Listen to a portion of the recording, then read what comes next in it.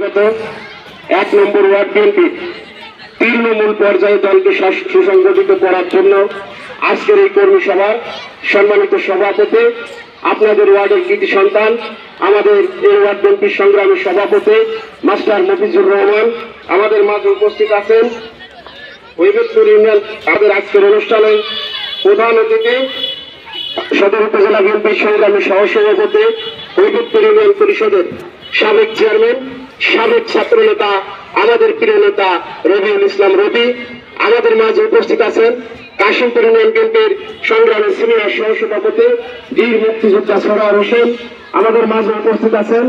আমাদের কাশিমপুর ইউনিয়নের গর্ব, এই অঞ্চলের ছাত্র সমাজের অহংকার, সদর উপজেলা ছাত্র দলের সদস্য সচিব বিপুল আহমেদ, আমাদের কাশিমপুর ইউনিয়ন যুবদলের সংগ্রামী সভাপতি আবুল কাশেম, আমাদের এই ইউনিয়নের আরেকজন কৃতি সন্তান যশোর জেলা ছাত্র দলের সহপ্রচার সম্পাদক রাব্বি, আমাদের জেলা স্বেচ্ছাসেবক দলের সদস্য সজীব, আমাদের জেলা ছাত্র দলের অর্থ সম্পাদক নিপুণ, আমাদের এই ওয়ার্ডের বিজ্ঞ নেতৃবৃন্দ, আমাদের এই ওয়ার্ডের আমাদের মাস্টার, আমাদের শফি উদ্দিন, দীর্ঘদিনের রাজনৈতিক ভাবে অনেক পরীক্ষা একজন মানুষ, আমাদের ইউপি সদস্য তাইজুল ইসলাম, রকিবউদ্দিন কানু, আমাদের জাহাঙ্গীর মাস্টার, আমাদের জহুরুল মাস্টার, আমাদের দবির মোল্লা, রিয়াজ উদ্দিন, ডাক্তার কালাম, আমাদের সাবেক ইউপি সদস্য রমজান ভাই সহ আমাদের এই অঞ্চলের জামাল মাস্টার, আমাদের পার্শ্ববর্তী ওয়ার্ডের ইউপি সদস্য ইসলাম মেম্বার সহ অনেক নেতৃবৃন্দ এখানে উপস্থিত হয়েছে।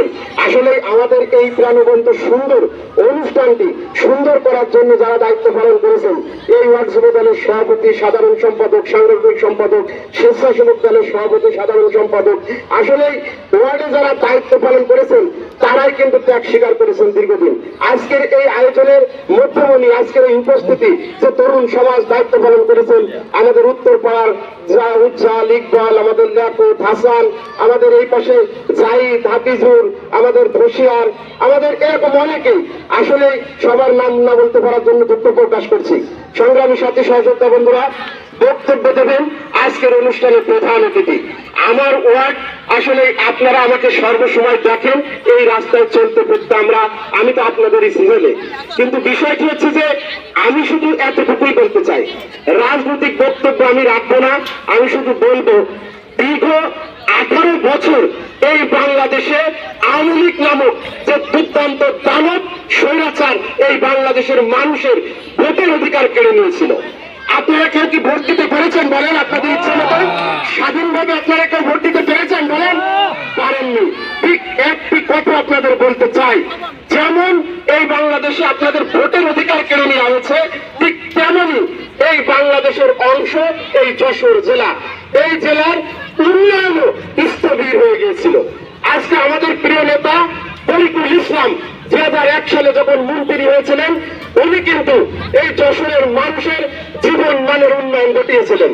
তারপরে আমরা দেখলাম তরিকুল ইসলাম যখন মন্ত্রীর থেকে বিএনপি যখন বিএনপি ক্ষমতা শেষ হলো, আওয়ামী লীগ ক্ষমতা গ্রহণ করলো, তারপরে যশোরের উন্নয়নের চাকা কিন্তু বন্ধ হয়ে গেল। আমরা দেখলাম আমাদের প্রিয় নেতা তরিকুল ইসলামের হাত ধরে যশোরে বিজ্ঞান ও প্রযুক্তি বিশ্ববিদ্যালয় আমাদের পার্শ্ববর্তী ইউনিয়ন আমবারতলায় স্থাপন হলো। আমরা দেখলাম যশোরের একটি বিরাট বিশাল আমাদের প্রতিষ্ঠান যশোরে মেডিকেল কলেজ আমাদের প্রিয় নেতা তরিকুল ইসলামের স্থাপন করলেন। আমরা দেখলাম আমরা আজকে যারা এখানে হার্টের সমস্যায় ভুগছি, আমরা বাংলাদেশের মেজরিটি মানুষ কিন্তু হার্টের সমস্যা নিয়ে আজকে আক্রান্ত হয়েছি। আজকে সেই 2001 সালে আমাদের প্রিয় নেতা তরিকুল ইসলাম উপলব্ধি করলেন যে যশোরে একটি হার্টের হসপিটাল প্রয়োজন আছে। উনি কিন্তু যশোরে করোনা কেয়ার ইউনিট করলেন, হার্টের চিকিৎসা ব্যবস্থা করলেন। কিন্তু আমরা দেখলাম দীর্ঘ 18 বছর ধরে সেই করোনা কেয়ার ইউনিটের যন্ত্রাংশ, যন্ত্রপাতি, যে মেকানিক জিনিসপত্র সবকিছু খুলনায় চলে গেল। আমাদের যশোরে কোনো প্রতিষ্ঠানটি থাকলো, তার সরঞ্জাম থাকলো না, ভালো ডাক্তার থাকলো না। এই দুর্ভাগ্য কিন্তু আমাদের যশোরবাসীর। আজকে যদি তরিকুল ইসলাম মন্ত্রী থাকতো, তাহলে হার্টের ঋণ কিন্তু যশোরে পড়াতাম, আজকে হার্টের চিকিৎসা যশোরে হতো। এটি কিন্তু বাংলাদেশ জাতীয়তাবাদী দল। আপনারা যে মা বোন এখানে উপস্থিত হয়েছেন, আমি তাদের উদ্দেশ্যে বলতে চাই, আপনারা যারা এখানে বিধবা হয়েছেন, এই বিধবা ভাতা যে আপনারা পান, আপনারা কি জানেন এই বিধবা ভাতা কিন্তু বেগম খালেদা জিয়া শুরু করেছেন। এই আপনাদের বিধবা ভাতার প্রণয়ন কিন্তু বেগম খালেদা জিয়া করেছিলেন।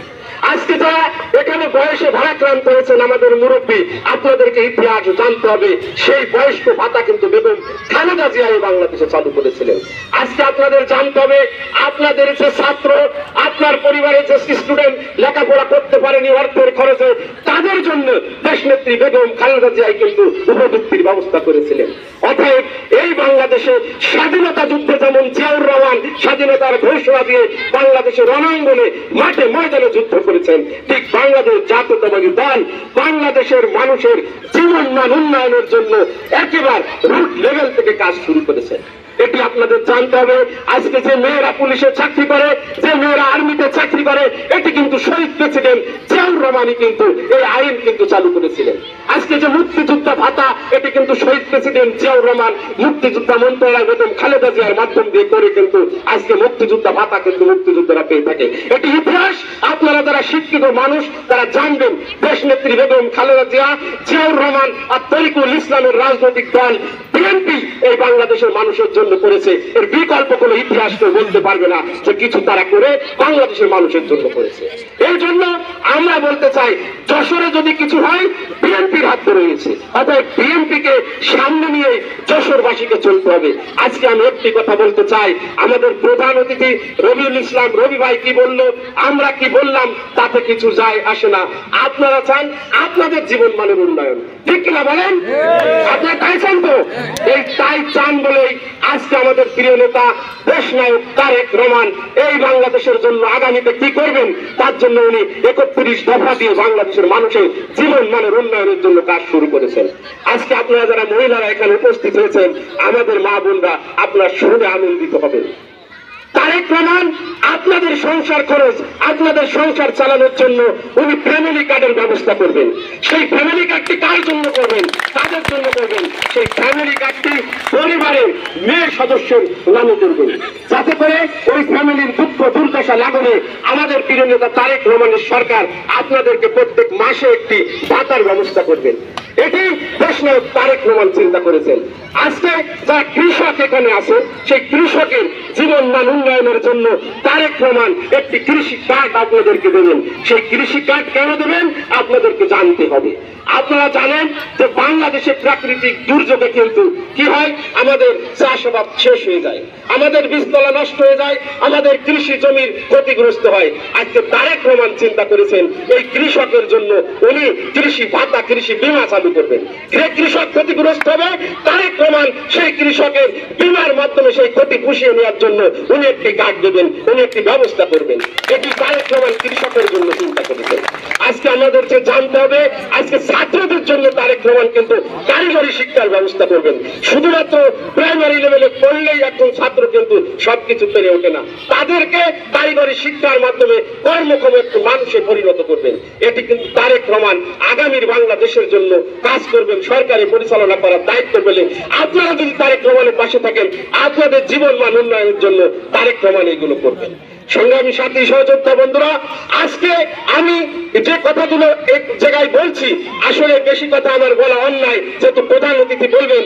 আজকে শহীদ প্রেসিডেন্ট জিয়াউর রহমান এই বাংলাদেশে সংবিধানকে বিসমিল্লাহির রহমানির রহিম মুসলমানের জন্য প্রথম উনি তিনি স্থাপন করেছেন।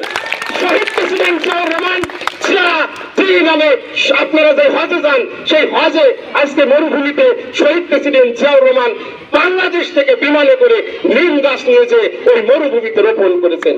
আজকে সারা পৃথিবীর মুসলমান কিন্তু যখন ক্লান্ত হয়ে পড়ে, তখন বিশ্রামের জন্য শহীদ প্রেসিডেন্ট জিয়াউর রহমানের লাগানো সেই গাছ সৌদি আরবের মরুভূমি যে একটি, অতএব আমাদের নিমতলায় যে কিন্তু ছায়ার তলে মুসলমানরা বসে। অতএব শহীদ প্রেসিডেন্ট জিয়াউর রহমানের নামেই কিন্তু ওই জায়গার হজের যে হুজুর এবারও দোয়া করেছেন আল্লাহর রহমতে। অতএব আপনাদের মনে রাখতে হবে, বিএনপি ইসলামের পক্ষের রাজনৈতিক দল, বিএনপি বাংলাদেশের স্বাধীনতার সপক্ষের দল, বিএনপি বাংলাদেশের মানুষের জীবন মান উন্নয়নের জন্য রাজনীতি করে। অতএব আপনারা আমাদের প্রিয় নেতা অনিন্দ ইসলাম অমিত, উনি প্রত্যেক দিন সপ্তাহে দুটো করে রোজা থাকেন সোমবার বৃহস্পতিবার। উনি তাহাজ্জুদ নামাজ না পড়ে রাত্রে ঘুমান না। উনি বাংলা প্রত্যেকটি দিন 5 ওয়াক্ত নামাজ কখনো কাজা করেন না। সেই মানুষটি হচ্ছে আমাদের প্রিয় নেতা অরিন্দ ইসলাম অমিত। আগামী দিন ধানের শীষের কান্ডারি আপনাদের জীবনমান উন্নয়নের যশোরের ধারক বাহক। অতএব আপনারা সবাই দুহাত তুলে একটু দেখান তো সবাইকে অরিন্দ ইসলাম অমিতের পাশে থাকবেন। দুহাত তুলে সবাই দেখান, সবাই পাশে থাকবেন তো। তাহলে আমি একটা স্লোগান দেবো, 18 বছর যে স্লোগান আপনারা ভুলে গিয়েছিলেন সেই স্লোগানের উত্তর দেবেন তো? বলেন, এই মাইকে কি আছে বলেন তো? এই বলেন তো বেগম খালেদা জিয়ার কোনো মাইকে আছে বলেন তো? এই অরিন্দ ইসলাম অমিতের কোনো মাইকে আছে বলেন তো? এই তারেক রহমানের কোনো মাইকে আছে বলেন তো? শুনে বলতে হবে মাইকে আছে। সেই মাকা ধানের শীষ, সবাই বলো ধানের শীষ। একই সুরে সংসদে অমিত ভাই বিজয়ের মালা পরিয়ে দেব। সবাইকে ধন্যবাদ জানিয়ে আমি আমার বক্তব্য শেষ